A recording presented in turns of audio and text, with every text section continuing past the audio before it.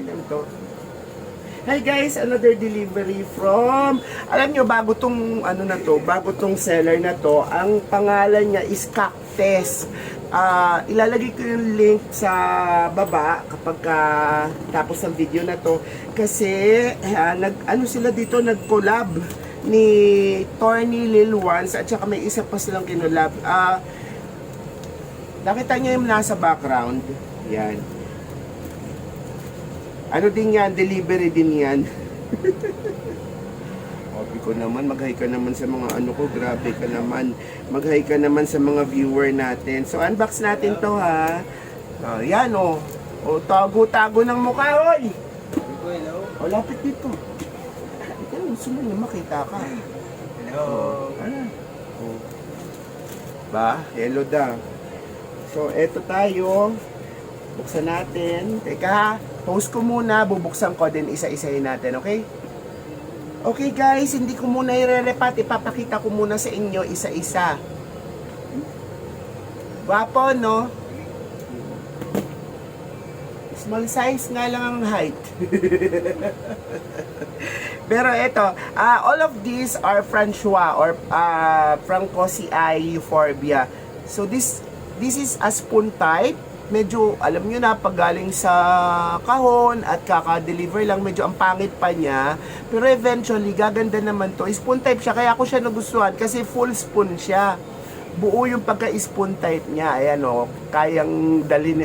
Para siyang pang scoop ng ice cream. Kaya nagustuhan ko siya, although medyo pricey, pero binili ko kagad kasi ang nanalo ngayon sa Thailand na plant, actually spoon type, at gusto kong gumawa ng crossbreeding nito sa Tularensis kasi yun nanalo sa Thailand Francosi ay gusto ko magkaroon ako ng variegation at saka spoon type made from Tularensis. Okay, eto na-uproot ko, may gulay, pero spoon type din siya, small leaf siya. Alam niyo naman to mga miniature na to, o yan, so medyo pricey din siya, full spoon din siya, sorry, ayan, full spoon din siya, ang ganda, di ba? Tapos, meron akong mga nakuha dito. Actually, isa lang ang nakuha ko na big leaf dito. Kasi, si Torny Lil Ones, dati may nakuha ko sa kanyang parang white na variegation na spade type or sword type. Kaso na misplace niya. So, nakita ko to na almost the same naman. So, kinuha ko na.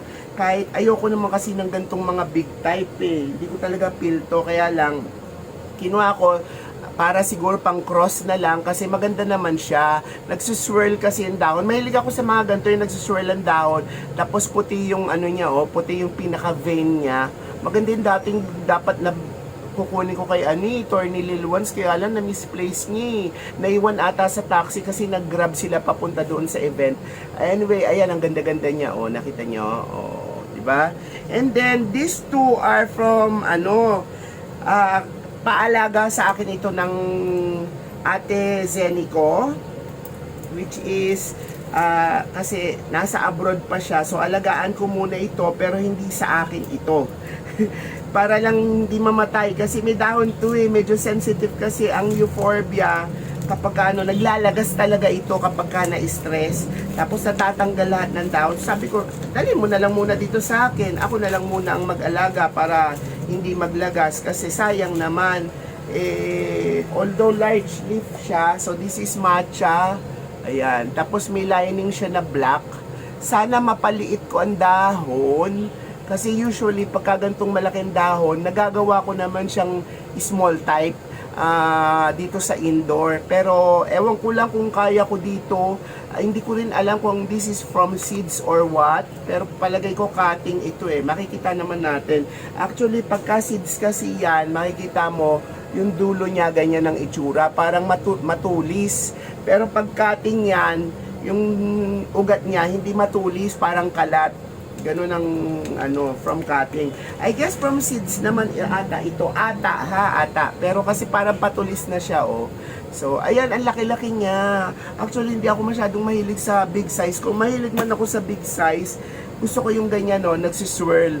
Para hindi masyadong nagtitake ng space. Ayan, nakita niyo, ang ganda, di ba?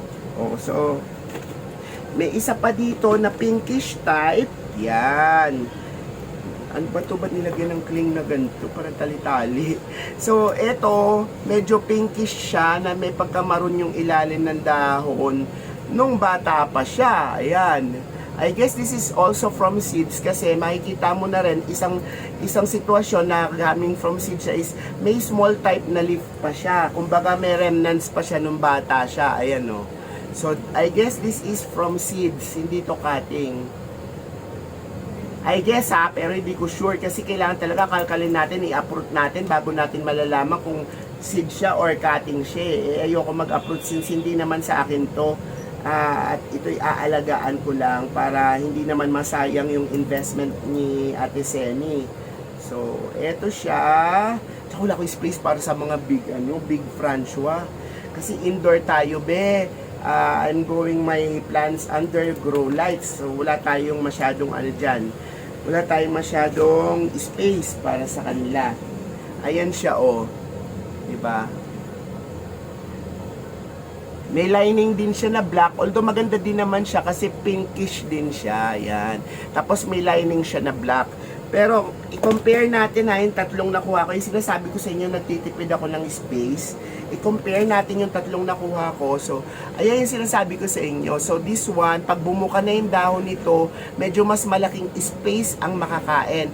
Unlike ito, hindi malaki ang space na kakainin niya kasi 'di ba? Medyo baliko-baliko yung dahon niya. So parang nagiging compact siya.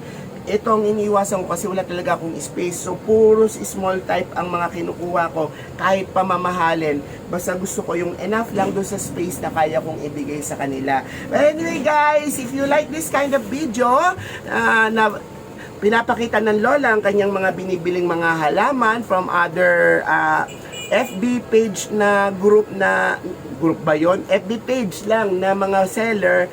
Please do like, share, and subscribe to your Lola's channel and hit that notification button. And just in case sa ibang platform kayo, it's always your Lola with an H, L-O-L-A-H. Bong Lim here is saying na, gwapo talaga. Halika nga rito. Halika rito. Ayan. Babay ka na. Di ba? Kunin niyo sa akin number niyan. Charot. Here saying na happy plant, happy life with cactus and thorny little ones. Okay, maraming salamat.